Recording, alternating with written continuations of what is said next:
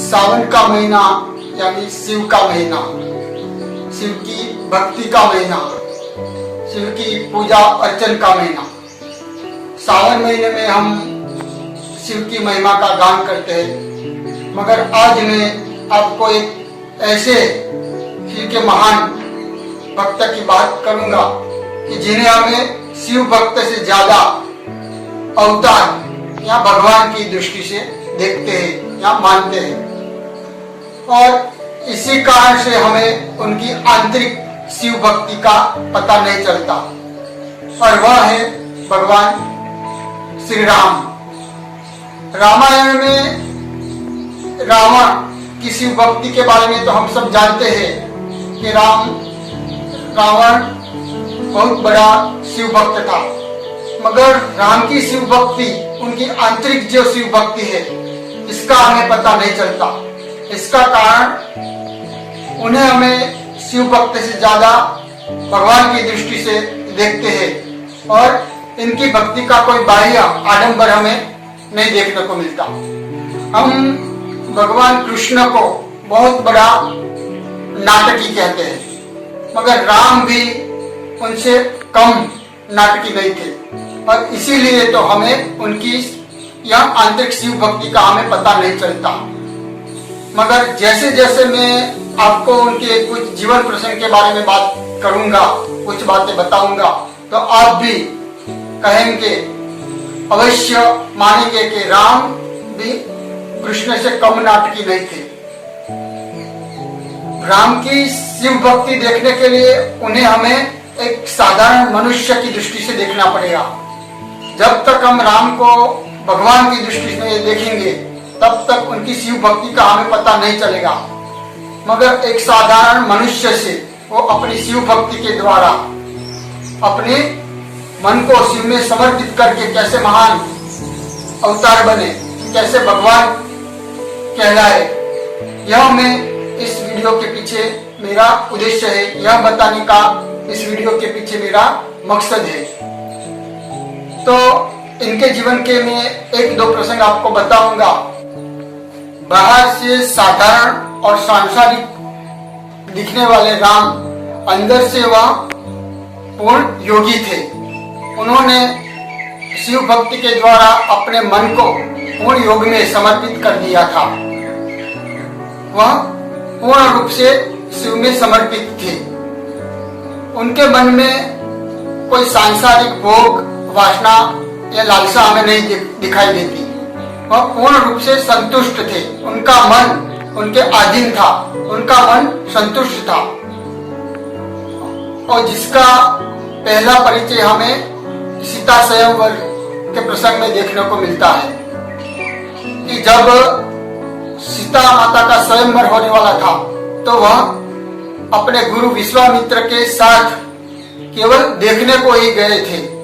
मगर जब बड़े बड़े महान योद्धा भी शिव धनुष्य को ना उठा पाए, तो अपने गुरु की आज्ञा पर, कहने पर वह शिव धनुष्य उठाने को तैयार होते हैं और शिव धनुष्य उठाते हैं। मगर उनके मन में थोड़ी सी भी सीता माता को प्राप्त करने की कामना हमें नहीं दिखाई देती। यह महान योगी के ही दर्शन होते हैं, यह महान योगी के ही लक्षण है। वह शिव के महान भक्त थे और उनके इष्ट शिव थे। इसी तरह दूसरा प्रसंग हमें राम के जीवन में राज्याभिषेक के समय देखने को मिलता है कि जब दशरथ राजा भगवान राम को राज्याभिषेक करने की घोषणा करते हैं, तब हम जानते हैं कि सारे राज्य में उनका आनंद उत्सव के लिए पूर्ण जोश से तैयारी शुरू होती है और सारे राज्य में आनंद उल्लास फैल जाता है। मगर हम जानते हैं कि कैकेयी माता की जिद के कारण रातों में ही सब पलट जाता है और दूसरे दिन राम को राज्याभिषेक के बदले 14 वर्ष का वनवास मिलता है, और वह भी किसी भी अपराध के बिना। मगर इस समय भी हम देखें तो राम के मन में थोड़ी सी भी उथल पाथल हमें दिखने को नहीं मिलती। यहाँ तो ना उनके चेहरे के भाव की लकीरों में थोड़ा भी हमें परिवर्तन देखने को नहीं मिलता। अब कल्पना तो कीजिए कि किसी भी व्यक्ति को अगले दिन के मिनिस्टर बनाने की घोषणा की जाए हो और दूसरे दिन उसे जेलवास, कारावास या देश से निकाला जाए, तो उनके मन पर क्या क्या बीतेगी, वह उनके मन में कितने तरंगे, कितनी उथल पाथल होगी, वह हिम्मत हार जाएगा या टूट पड़ेगा। मगर यहाँ राम की हमें अपने आराध्य के प्रति पूर्ण समर्पितता देखने को मिलती है। वह अपने आराध्य के प्रति, शिव के प्रति पूर्ण समर्पित थे और इसीलिए वह राज्याभिषेक में या वनवास, उनके मन पर कोई हमें प्रभाव नहीं दिखाई देता, ना उनकी कोई न तो चाह ना तो कोई इच्छा, पूर्ण ईश्वर में, शिव में समर्पित योगी के दर्शन हमें देखने को मिलते हैं। तो मेरे कहने का मतलब है कि राम ने अपने जीवन का, मन का पूर्ण अपने आराध्य में समर्पित किया था और पूर्ण अपने जीवन की दौड़ अपने इष्ट के हाथ में सौंपी थी कि जैसे उनके जीवन की दौड़ कोई ईश्वरीय सत्ता के मुताबिक, ईश्वरीय सत्ता के अनुसार वो जीवन जीते थे। तो यही हमें उनके पूर्ण महान योगी के दर्शन होते हैं, अपने इष्ट शिव प्रति समर्पण का हमें दर्शन होता है। तीसरा प्रसंग हम देखें राम के जीवन में, तो सीता माता के त्याग के समय में देखने को मिलता है। राम सीता माता को अनंत प्रेम करते थे, फिर भी जब उनके त्याग के प्रसंग में, उनके दृढ़ निश्चय के समय में हमें एक महान योगी के दर्शन होते हैं। सीता माता का त्याग का प्रसंग वह राम के योग दर्शन का, यहाँ राम की अपने इष्ट के प्रति समर्पण का पराकाष्ठा के रूप में, हमें उनके योग की पराकाष्ठा के रूप में यह प्रसंग हमें देखने को मिलता है कि हम देखें तो राम सीता मैया को अनहद प्यार करते थे। यह हमें वनवास के समय देखने को मिलता है कि जब राम वनवास के समय में, हम जानते हैं कि राम की इच्छा ना होने पर भी वह सीता मैया की इच्छा के कारण, इनकी जिद के कारण वह मृग का शिकार करने के लिए, सोने का मृग का शिकार करने के लिए तैयार होते हैं और शिकार करने को जाते हैं। मगर हम जानते हैं कि यह एक रावण की चाल थी और रावण इस चाल में सफल होता है कि वह सीता मैया का अपहरण करने में सफल होता है। और जब राम वापस आते हैं और सीता मैया को नहीं देखते हैं, तो उसके बाद उनका जो आक्रमण है, सीता मैया की खोज के लिए उनका जो विलाप है, यह देखकर पत्थर दिल वाला व्यक्ति भी द्रवित हो जाता है। ऐसा उनका आक्रमण था। वह सीता मैया को खोजने के लिए पागल की तरह दर दर भटकते हैं और वृक्षों को पूछते हैं कि क्या मेरी सीता को तुमने देखा है। वो वृक्षों के ऊपर अपना सिर पटकते हैं। वह सीता मैया का कितना अनहद प्यार करते थे। उन्होंने सीता मैया के लिए क्या क्या नहीं किया। समुद्र पर भी उन्होंने पुल बंधवाया, जो एक सामान्य व्यक्ति के लिए असंभव था, मगर वह भी उन्होंने संभव कर दिया। तो यह राम की सीता माता के प्रति प्रेम, अपार प्रेम की हमें देखने को मिलता है। राम की सीता मैया के प्रति प्रेम की एक निशानी है कि आज का जो समुद्र पर जो राम सेतु है, मगर हमें तो आज भी यह ना देखकर ताजमहल ही प्रेम की निशानी दिखाई देने को मिलती है। तो राम लंका पर युद्ध करने के लिए तैयार होते हैं। इसके पहले वह शिव जी की पूजा करते हैं, शिव जी की अर्चना करते हैं और रामेश्वर ज्योतिर्लिंग की स्थापना करते हैं। तो इस प्रसंग से हमें राम के शिव भक्त होने की हमें दिखाई देते हैं। तो इस प्रसंग से हमें पता चलता कि राम शिव भक्त थे। राम अपने इष्ट देव के प्रति पूर्ण समर्पित थे और दरेक कार्य, चाहे युद्ध का हो भी, कोई भी कार्य हो, अपने इष्ट की आज्ञा लेकर ही, अपने इष्ट शिव को पूछकर ही सभी कार्य करते थे। और इसीलिए वो युद्ध से पहले रामेश्वर शिवलिंग की पूजन कर, उनकी स्थापना कर, इसके बाद वो युद्ध का प्रयाण करते हैं। तो यहाँ राम का अपने इष्ट के प्रति पूर्ण समर्पण यहाँ भी देखने को मिलता है। वह अपना हर एक कार्य अपने इष्ट की आज्ञा लेकर ही करते थे। तो मेरे कहने का मतलब है कि राम सीता मैया को इतना प्यार करते थे, अनहद प्यार करते थे, मगर फिर भी जब सीता मैया का त्याग का प्रसंग आता है तो एक क्षण मात्र का भी वो विचार किए बिना सीता मैया का अपने कर्तव्य पालन करने के लिए सीता मैया का त्याग करते हैं। इसके लिए क्षण मात्र का विलंब नहीं करते। तो इस प्रसंग को काफी लोग टीका करते हैं, राम की निंदा करते हैं, मगर अगर हम देखें तो राम के जीवन में भावना से अधिक कर्तव्य पालन का महत्व अधिक था। यह हमें इस प्रसंग से देखने को मिलते थे। राम सीता मैया को अनहद प्यार करते थे, फिर भी जब कर्तव्य पालन आता है तो कर्तव्य पालन को वह प्रथम महत्व देते हैं। अगर राम कर्तव्य पालन ना कर सीता मैया अपनी भावना में आकर सीता मैया का त्याग ना करते तो आज हम उनको भगवान की दृष्टि से देखते हैं, भगवान की तरह पूजते हैं या ना पूजते। तो राम के जीवन में यह भावना से अधिक कर्तव्य पालन का महत्व दिखाई देता है और अपनी इष्ट के प्रति पूर्ण समर्पितता यहाँ भी दिखाई देने को मिलती है। तो आप इस प्रसंग से जरा विचार तो कीजिए, कल्पना तो कीजिए इस समय के राम की आप अपने नजर समक्ष लाए कि जो सीता मैया की खोज के लिए दर दर भटकने वाला राम, वृक्षों पर सिर पटकने वाला राम, वृक्षों को हिलाकर पूछने वाला राम, उनका विलाप एक समय आप देखिए। और ऐसे अपनी पत्नी को इतना प्यार करने वाला, इतना प्रेम करने वाला व्यक्ति अपनी आंतरिक योग बल के, अपने आंतरिक शिव भक्ति के बिना इतना कठिन निर्णय ले ही नहीं पाता। तो यह प्रसंग राम के आंतरिक योग का, अपनी आंतरिक शिव भक्ति के, अपना शिव के प्रति समर्पण की पराकाष्ठा में देखने को मिलती है। इतना अनहद प्यार करते हुए भी वह अपने इष्ट के प्रति, अपने इष्ट की आज्ञा के प्रति पूर्ण समर्पित थे और एक क्षण मात्र का भी विचार किए बिना वो अपनी पत्नी का, सीता मैया का त्याग करते हैं। तो हमें यह प्रसंग से राम की आंतरिक योग बल का, आंतरिक शिव भक्ति का दर्शन होता है कि यह एक पराकाष्ठा है। और यह प्रसंग जब हम देखते हैं तो इसीलिए कि इसके बाद को जो सीता मैया का, इसीलिए मैंने आपको कहा कि राम बहुत बड़े नाटकी थे। कि राम बाहर से एक साधारण मनुष्य थे कि अपनी पत्नी के प्रति अनहद प्रेम करने वाले, मगर अंदर से वह पूर्ण विरक्त थे।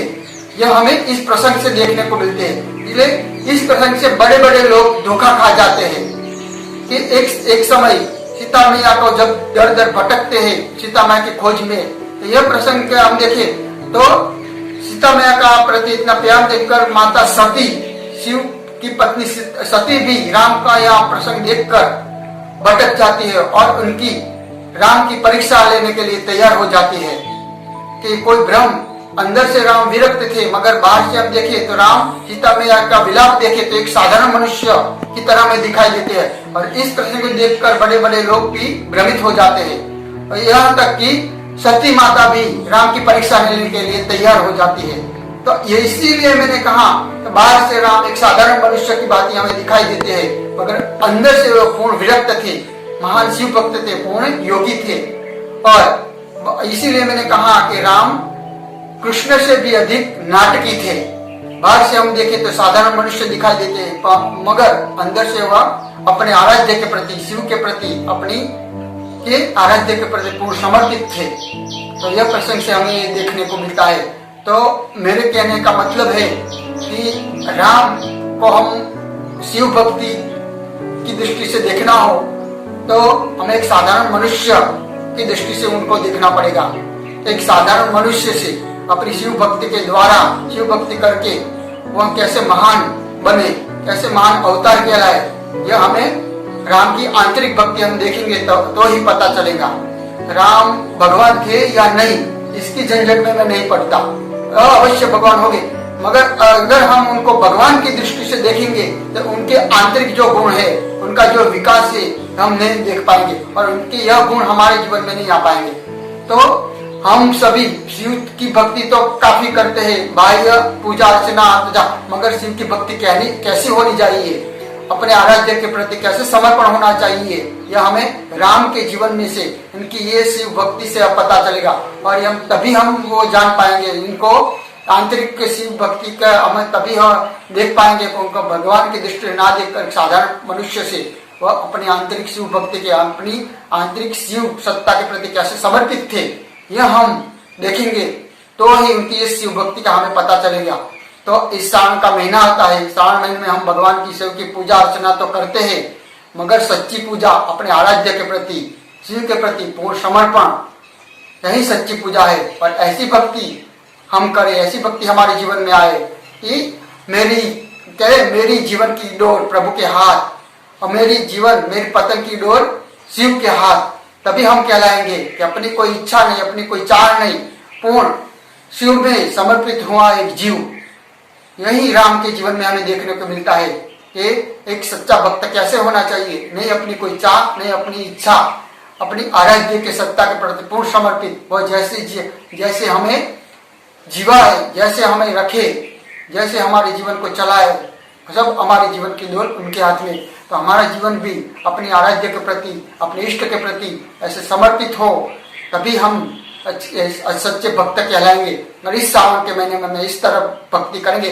बाहर से तो हम बहुत पूजा अर्चन करते हैं, रावण भी ऐसा ही भक्त था ब्रह्मा, तो पूजा अर्चन स्तोत्र, मगर सच्ची भक्ति अपनी आंतरिक सत्ता के प्रति समर्पण, यही सच्ची भक्ति है। यही मेरा बताने का इस वीडियो के पीछे उद्देश्य है। तो हम रावण की और भक्ति के बारे में तो जानते हैं, मगर राम की भक्ति हमें देखनी ही हो तो उनके आंतरिक जीवन में जाना पड़ेगा। ऐसी ही भक्ति भक्त के जीवन में खिलने वाले है, ऐसी ही भक्ति सच्ची भक्ति है। तो हमारे जीवन में ऐसी अपने आराध्य के प्रति पूर्ण समर्पण आए, अपने जीवन की डोर अपने आराध्य के प्रति हमारा मन पूर्ण समर्पित हो, ऐसी हम भगवान से प्रार्थना करते हैं और हमारे जीवन में सच्ची शिव भक्ति आए। हम इस सावन के महीने में पूर्ण समर्पित होकर भगवान शिव की पूजा अर्चना करें और हमारी भक्ति पूर्ण हो, हम पूर्ण रूप से शिव में विलीन हो, जीव में से शिव बने और राम की तरह महान बने। तो आप सबको मेरा यह वीडियो मैं आशा रखता हूँ पसंद आया होगा। आपको मेरा ये वीडियो पसंद आया हो तो आप ज़्यादा से ज़्यादा मेरे वीडियो को सब्सक्राइब करिए, लाइक कीजिए, शेयर कीजिए और ज़्यादा से ज़्यादा लोगों को यह वीडियो पहुँचाए, ताकि लोगों में सच्ची भक्ति भावना बढ़े, अपने इष्ट के प्रति पूर्ण समर्पण की भावना बढ़े और भगवान श्री राम का भी सच्चा जीवन दर्शन हो और अपने जीवन में भी उनके जैसे आंतरिक गुण आए, तभी हमारा जीवन सफल हो और हम उनके यह गुण अपने राम के जीवन में 3 मुख्य गुण थे, त्याग, कर्तव्य पालनता और संयम, और अपने सबसे बड़ा महत्व गुण अपने आराध्य के प्रति पूर्ण समर्पण तो हमारे जीवन में आए और ज़्यादा से ज़्यादा लोगों तक ये मेरी बात पहुँचे, ऐसी मैं आप सबको प्रार्थना करता हूँ। इसके साथ आप सबको मेरा ओम नमः शिवाय, जय श्री राम।